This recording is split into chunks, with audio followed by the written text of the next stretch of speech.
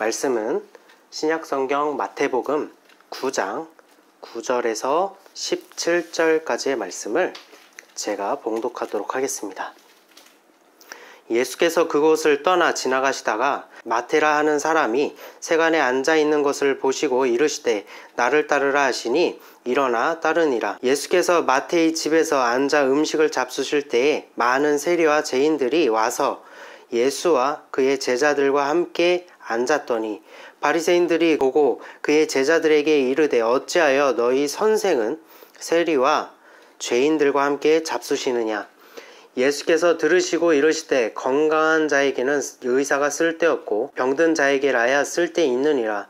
너희는 가서 내가 긍휼을 원하고 제사를 원하지 아니하노라 하신 뜻이 무엇인지 배우라. 나는 의인을 부르러 온 것이 아니요 죄인을 부르러 왔노라 하시니. 그때 요한의 제자들이 예수께 나와 이르되 우리와 바리새인들은 금식하는데 어찌하여 당신의 제자들은 금식하지 아니하나이까.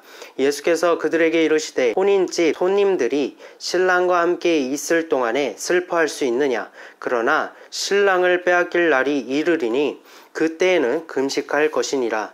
생배 조각을 낡은 옷에 붙이는 자가 없나니 이는 기운 것이 그 옷을 당기어 헤어짐이 더하게 되며 새 포도주를 낡은 가죽 부대에 넣지 아니하나니 그렇게 하면 부대가 터져 포도주도 쏟아지고 부대도 버리게 됨이라. 새 포도주는 새 부대에 넣어야 둘이 다 보존되느니라. 아멘. 오늘은 생배와 새 포도주, 생배와 새 포도주라는 제목으로 말씀을 증거하도록 하겠습니다. 어느 날 예수님께서는 지나가시다가 마태에게 일어나 자신을 따르라고 말씀하셨습니다.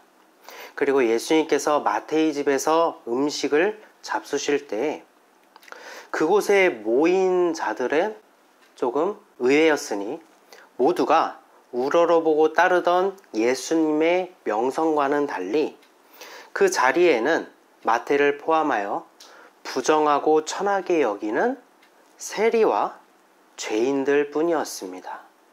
그리고 이 광경을 본 바리새인들은 이를 못마땅하게 여겼습니다. 그도 그럴 것이 예수님께서는 많은 이적을 행하시고 깊은 지혜로 가르치심을 보면서 혹시나 자신들이 기다리던 메시아가 아닐까 생각했기 때문입니다. 따라서 그들은 스스로를 하나님과 가장 가까이 있다고 자부하는 자들이었으니 마땅히 예수님께서도 천한 것들이 아니라 의로운 자신들과 함께 하여야 한다고 여겼을 것입니다. 하지만 모두가 미워하고 천하게 여기는 세리나 죄인들과 함께 식사하시니 그들의 입장에서는 말도 안 되는 일이었을 것입니다.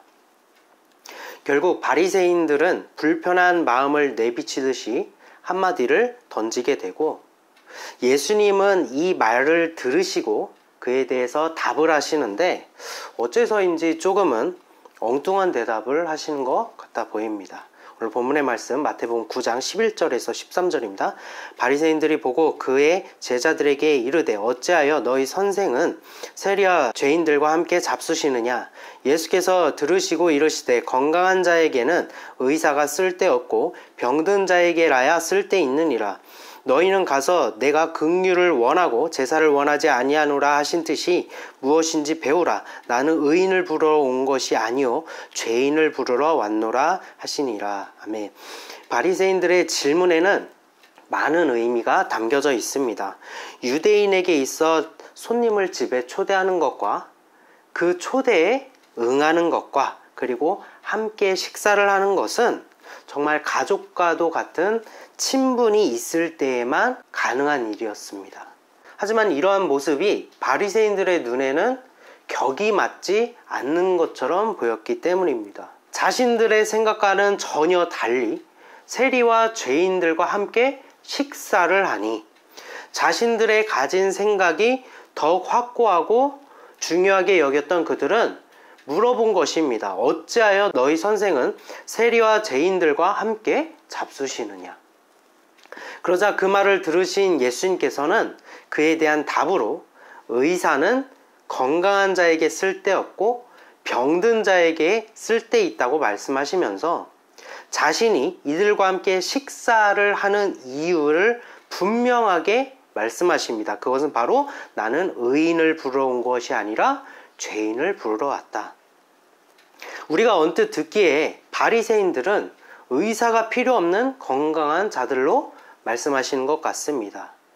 의인에 속한 자들이라고 말씀해 주시는 것 같습니다. 반면 예수님의 말씀에 의해 세리나 죄인들은 병든 자들이며 죄인이라고 명확하게 말씀해 주시는 것 같아요. 여러분은 전자, 후자 어떤 것을 따르시겠습니까? 하지만 예수님께서는 이와 같이 역설적으로 말씀하시는 데에는 분명한 근거가 있었습니다. 그것은 바로 호세아서 6장에 기록된 내가 인애를 원하고 제사를 원하지 아니하노라. 내가 긍휼을 원하고 제사를 원하지 아니하노라 라는 말씀을 인용하시면서 바리새인들에게 자신이 하신 말씀이 그 뜻이 무엇인지를 배우라고 말씀하십니다. 제사는 율법으로 우리가 마땅히 지켜야 할 하나님의 명령이죠. 왜 하나님께서는 오히려 제사를 원하지 아니하시고 긍휼을 원한다고 말씀하셨을까요? 제사는 하나님의 명령인데 왜 하나님은 그것을 기뻐하지 않는다고 말씀하셨을까요? 그것은 바로 하나님께서 우리에게 제사를 지키라고 율법으로 말씀하심에는 깊은 의미가 담겨 있기 때문입니다. 모든 율법은 새 언약이신 예수를 위한 그림자이자 모형이라고 말씀드렸어요.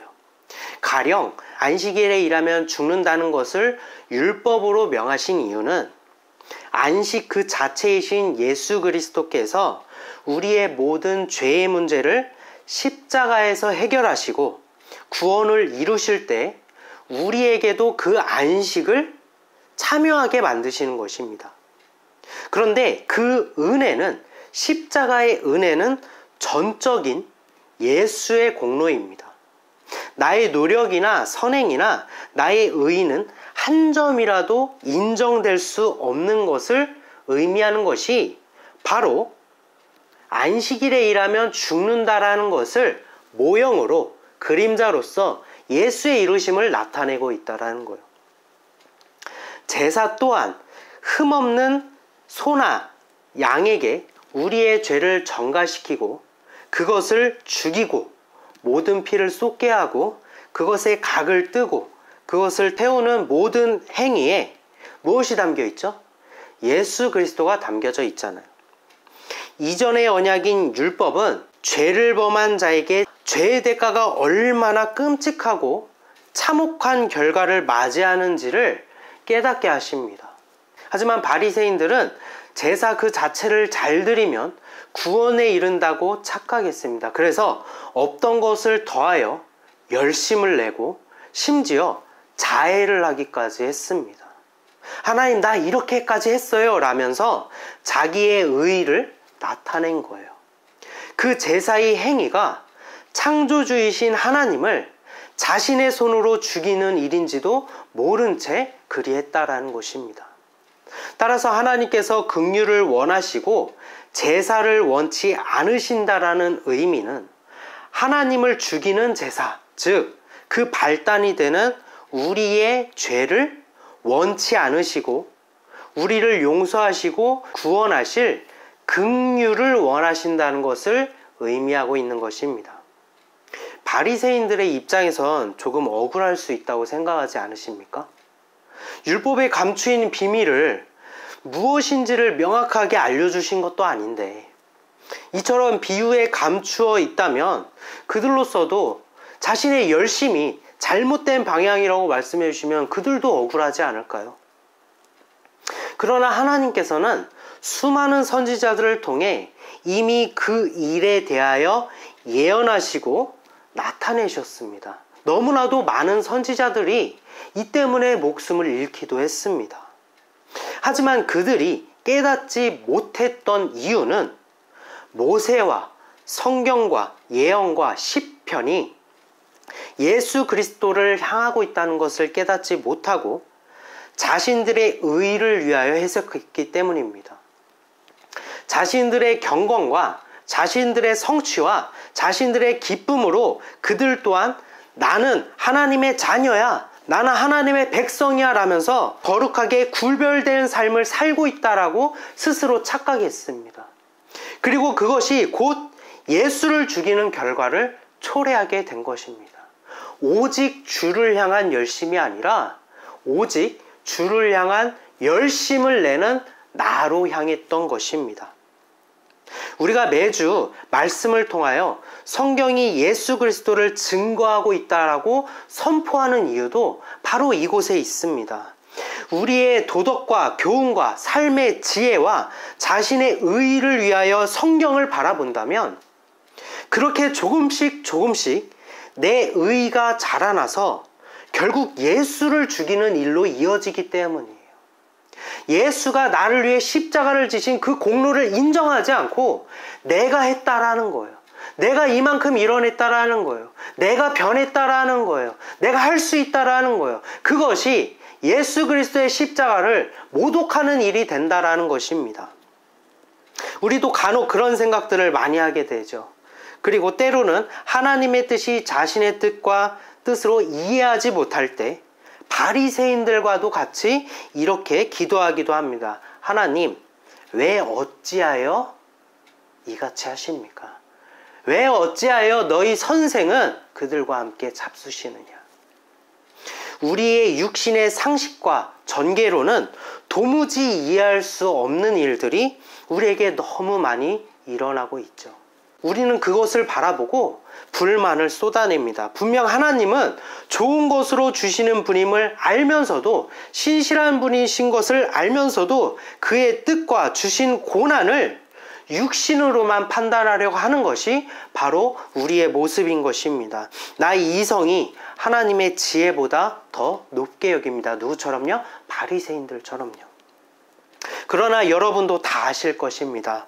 어느 때라도 우리가 하나님의 음성을 듣는 때는 우리가 가장 높은 때가 아니라 언제나 가장 낮고 초라할 때였음을 여러분도 알고 계시지 않으십니까? 우리는 마치 엘리야가 시내산에서 불과 지진과 폭풍에서 하나님을 찾으려 하듯이 우리 또한 눈에 보이는 표적과 이적이 일어나야만 하나님의 이루심이라고 생각합니다. 하지만 엘리야는 그곳에서 하나님을 발견할 수 없고 오히려 세미한 음성 가운데 하나님이 계심을 깨닫게 되었습니다. 우리가 죄인 되었을 때, 비로소 가난한 심령이었을 때 예수님께서는 우리에게 찾아오시고 우리와 함께 잡수시기를 원하시며 이렇게 원하십니다. 나는 죄인된 너를 구원하러 이 땅에 왔다. 예수님과 함께하는 식사는 친분을 위한 육의 식탁이 아닙니다.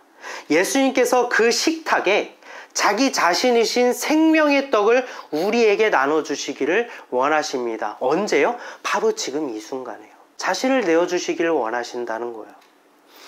그러자 이번에는 요한의 제자들이 예수님께 이렇게 묻습니다. 14절에서 15절입니다. 그때 요한의 제자들이 예수께 나와 이르되 우리와 바리새인들은 금식하는데 어찌하여 당신의 제자들은 금식하지 아니하나이까?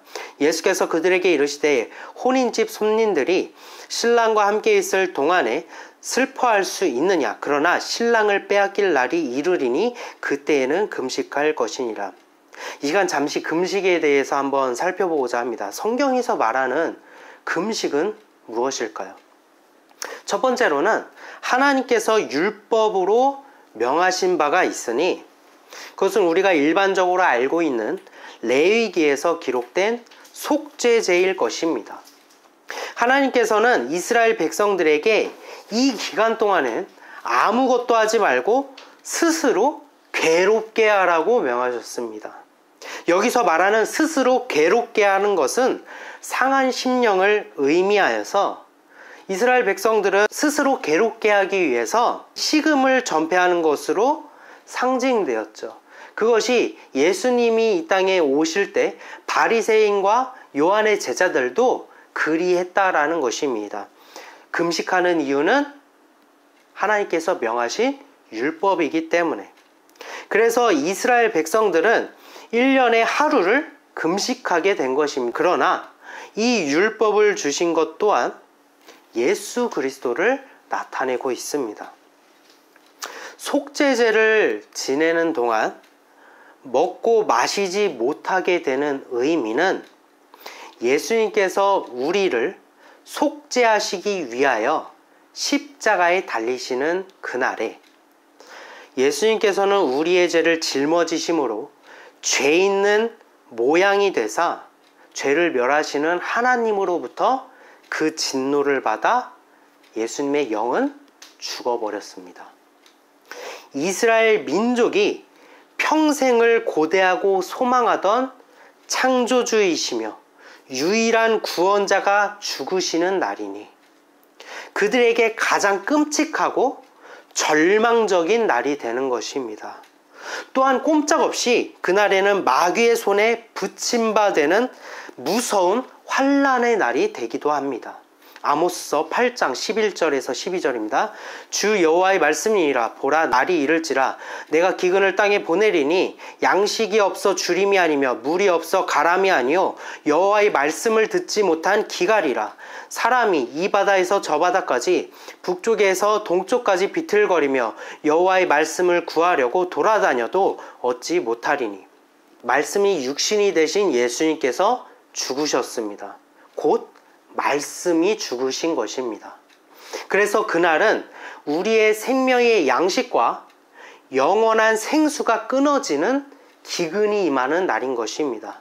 따라서 속죄제 때에 스스로를 괴롭게 하라는 율법의 명령은 예수님께서 죽으심이 곧 말씀의 기근이 되어 먹고 마실 수 없는 그날을 예표하고 있는 것입니다. 하지만 요한의 제자들과 바리새인들은 그 의미를 전혀 알지 못했습니다. 왜죠? 아까 우리가 언급한 것과 같이 성경을 자신의 의로 해석하였기 때문에. 오히려 그들은 자신들의 덕과 의를 위하여 1년에 한 번 하는 금식을 일주일에 2번을 금식하면서 율법을 변개하였고 그 속에 담긴 의미는 점점 퇴색되어져만 갔습니다. 이 또한 모세와 성경과 예언과 시편이 곧 예수 그리스도를 향한다는 사실을 알지 못함으로 나타난 결과일 것입니다. 저는 이 말씀을 묵상하면서 참 많은 생각이 들었습니다. 예수님께서 이 땅에 오심은 우리가 의를 이룰 수 없기 때문이에요. 육으로 구원에 이르는 길은 너무나도 어렵고 복잡하고 깊고 높고 불가능하기 때문에 우리는 그 일을 해낼 수가 없었습니다. 그래서 예수님께서는 자신이 다 짊어지시고 십자가에서 큰 일을 감당하시고 이루셨습니다. 그리고 우리에게는 작은 멍에와 작은 일을 감당하라고 말씀하십니다. 작은 멍에를 누가 지어준다고 하죠? 그 출처가 누굽니까? 예수님께서 주시는 거라고 하잖아요. 예수님께서 우리의 상황과 믿음과 할 수 있음을 아시고 주시는 것이 작은 멍에예요. 그리고 작은 일은 무엇입니까? 오직 예수 그리스도를 믿고 이미 이루신 그리스도의 영이신 성령을 받으면 우리가 구원을 성취할 수 있음을 의미하는 것입니다. 예수님은 여러분에게 십자가에 못 박히라고 말씀하신 게 아니에요. 그 큰 일은 내가 다 했으니 작은 일 나를 믿어라 라고 말씀해 주셨던 것입니다. 그러나 오늘날 새로운 율법들을 많이 만들어냅니다. 이것도 알고 저것도 알아야 되며 이것도 행하고 저것도 행해야지만 구원에 이룰 수 있다라고 말합니다.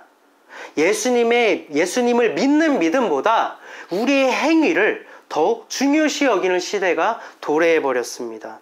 경계에 경계를 더하고 교훈에 교훈을 더하고 여기서도 조금 저기서도 조금 하면서 오직 진리의 무교병이신 예수가 아니라 우리의 입맛을 위해 불필요한 누룩을 덕지덕지 붙어서 유교병을 만들고 그것을 먹으며 그것이 맛있다고 기쁘게 여기고 있습니다. 마치 만나이신 예수를 하찮은 음식으로 여기는 이스라엘 백성들과도 같이. 여러분께서 한번 돌이켜 생각해 보셨으면 좋겠습니다. 정말 우리는 무교병이시며 만나이신 예수님 하나로 충분하다고 여기며 살아오고 계십니까? 어느덧 우리의 삶은 심령이 가난한 자라는 말이 무색할 만큼 예수가 필요 없어도 상관없는 삶을 살아가고 계시지는 않으십니까? 마치 자신들이 금식을 많이 한다는 자기의 의와 교만에 사로잡힌 요한의 제자들과 바리새인들처럼 내가 조금 더 많이 신앙생활했고 내가 조금 더 성경을 많이 보고 금식을 더 하고 남들보다 기도 더 많이 한다라면서 그 누구라도 예수 그리스도 십자가 앞에 자복해야 될 죄인임은 어느새 까마득하게 잊어버리고 꼿꼿하게 자기의 면류관을 쓰고 서 있지는 않으십니까? 그때 예수님께서는 이렇게 말씀하십니다. 신랑을 빼앗긴 그날에 금식할 것이니라. 예수님께서 십자가에 죽으시는 그날은 이스라엘이 참 신랑이신 예수를 빼앗기는 날이었습니다. 정확하게 말하면 말씀의 기근으로 금식할 수밖에 없게 된 날입니다. 왜죠? 말씀이 육신이 되셔 오셨는데 그 말씀이 죽으셨으니 말씀의 기근으로 우리는 금식할 수밖에 없게 된 날이라는 거예요. 성경을 많이 보는 것이 생명의 양식을 많이 먹는 것이 아닙니다. 성경적 지식을 쌓는 것이 내 영을 배부르게 하는 것이 아닙니다. 내 안에 나의 의라는 마귀의 성을 다 깨부숴버리고 그곳에 예수 그리스도의 십자가만을 온전히 세워야 우리는 그를 먹고 우리의 영이 살아갈 수 있는 것입니다. 시편 6편 6절입니다. 내가 탄식함으로 피곤하여 밤마다 눈물로 내 침상을 띄우며 내 요를 적시나이다. 아멘. 예수를 믿는다 말하면서 그 십자가를 생각해도 내 마음이 이제는 무감각하고 예수보다 돈이 내 삶의 실질적인 힘이 더 크다고 여기고 내 영의 허기짐을 느끼고 있지 못하고 있다면 여러분 마음에 지금 나를 구원하신 예수 그리스도의 보혈의 십자가가 여러분 마음 가운데 없다라면 혹은 빼앗겼다라면 식음을 전폐하는 심령으로 다윗과도 같이 다시 그의 얼굴을 구해야만 합니다. 우리의 인생은 짧기 때문이에요. 당장 내일을 예측할 수 있는 사람은 아무도 없기 때문입니다. 율법을 자신의 의로 해석한 요한의 제자들과 바리새인들은 새 언약이신 예수를 인정하지 않았습니다. 그러자 예수님께서는 이렇게 말씀하십니다. 16절에서 17절입니다.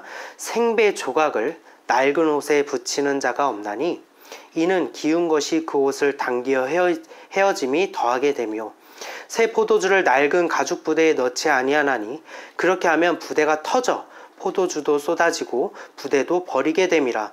새 포도주는 새 부대에 넣어야 둘이 다 보전되느니라. 아멘. 여기서 말하는 생배 조각과 새 포도주는 새 언약이신 예수 그리스도를 상징합니다.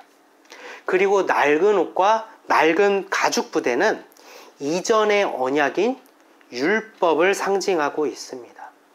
새 언약의 예수와 그가 짊어지신 십자가를 믿지 않는 자에게는 그것이 다름이 되어버리고 멸망에 가증한 것이 되어버리고 미련한 것으로 여기게 됩니다. 그런 자들에게 율법에 매인 낡은 옷은 예수 그리스도이신 생배 조각에 의하여 헤어지게 되고 율법에 매인 낡은 부대는 예수 그리스도이신 새 포도주에 의해 터지게 된 것 같이 그들의 결국은 하나님의 진노와 심판을 받게 되는 것입니다. 이것이 무엇을 의미하는 겁니까? 십자가의 도가 믿지 않는 자들에게 미련한 것이요 구원을 받을 자들에게는 하나님의 능력이 됨이라가 바로 이 말씀을 나타내고 있다는 거예요. 그러나 예수가 나를 위해 십자가에 달리시고 구원하심을 믿는다라면 예수님께서는 여러분에게 의의 새 옷을 입혀주시고 새 부대로 삼아주실 것입니다. 사랑하는 성도 여러분, 이 말씀은 지난날 죄악에 빠졌던 우리의 몸과 마음을 착하고 올바르게 하라는 의미가 아닙니다. 우리의 착한 행실로 생배와 새 부대가 될 수 있었더라면, 그래서 구원에 이를 수 있었더라면 예수님께서는 이 땅에 오실 이유가 없었습니다. 왜요? 우리가 노력하면 그만이니까. 우리가 오직 새롭게 될 수 있는 것은 나를 사랑하사 나를 위해 자기 자신을 버리신 그 보혈의 십자가를 믿고 내 안에 품을 때, 내 안에 그리스도의 십자가만이 우뚝 설 때, 오직 십자가를 통해 다 이루신 그리스도의 영이신 성령과 내 죽은, 내 죄악된 영혼과 결합하여서 예수님이 침에 진흙을 이겨 그것을 바르실 때 병자가 나은 것처럼, 우리가 그와 한 몸을 이룰 때, 그와 연합할 때 그가 거룩하신과 같이 우리 또한 연합함으로 거룩한 모양이 될 수 있는 것입니다. 우리는 그와 연합할 때 우리가 연약하여 알 수 없는 그 일을 알게 하실 것입니다. 우리는 그와 연합할 때 우리가 연약하여 할 수 없는 그 일을 하나님께서는 하실 것입니다.